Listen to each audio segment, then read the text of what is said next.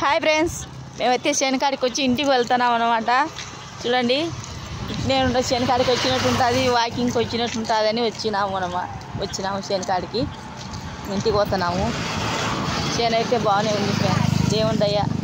చేను అయితే పైరు అయితే బాగుంది. ఇప్పటికైతే చేను చూస్తుంటే సంతోషంగా కడుపు నిండుతుంది.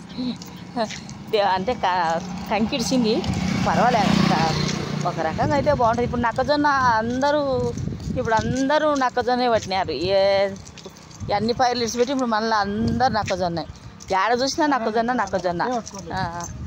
అంటే ఒకటి ఏది తెచ్చి అందరూ చెప్తారంటే అట్లాంటిదే.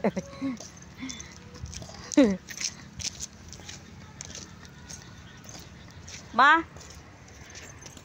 పాపను తోలుకొని వచ్చినాం శనికాడికి. అయితే పాప రోడ్డు మీదకి అట్టా ఇట్లా తిరుగుతుంది. ఇక్కడ బస్సులు ఎక్కువ తిరుగుతాయంట, బైపాస్ ఉంది అనమాట రోడ్డు కాడ. ఇప్పుడే ఇంటికి బయలుదేరినాం. అయితే మా చేను కాలొస్తుంది చూడండి రోడ్డు మీదకి.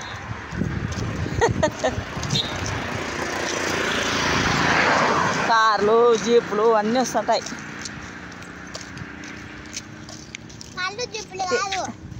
దేశానికి రైతు ఎన్నుముక్క లాంటి వాడు అంటారే, అది ఇదే.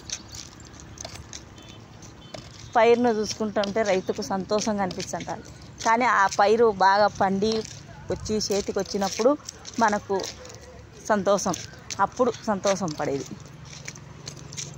అన్ని విధాలుగా మనకు పైరు బాగా వచ్చి మన కష్టాలన్నీ తీరితే మనం దేవుణ్ణి నమ్ముకొని మనం పైరు వేసుకుంటాం. రైతు అనేవాడు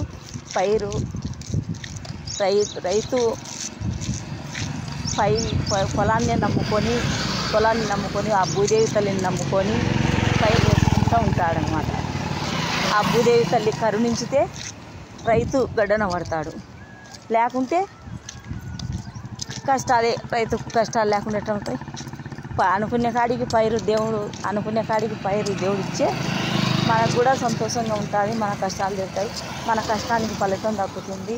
అన్ని విధాలుగా మనం బాగుంటాం అన్నమాట. లేకుంటే కొంచెం బాధలే ఉంటాయన్నమాట. రైతు ఇప్పుడు ఈ కాలం రైతు అంటే కొంచెం అప్పుల పాలే అవుతున్నారు. చూస్తున్నాం కదా, మనం కూడా టీవీలలో చూస్తున్నాం, అన్ని దానిలలో చూస్తున్నాం.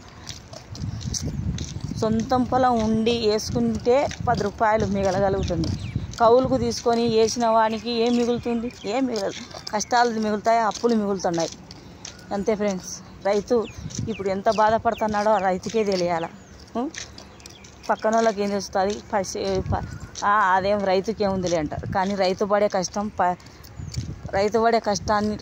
కష్టము పక్కనోడు కూడా పడలేడు. ఏముంది ఫ్రెండ్స్? Bye friends.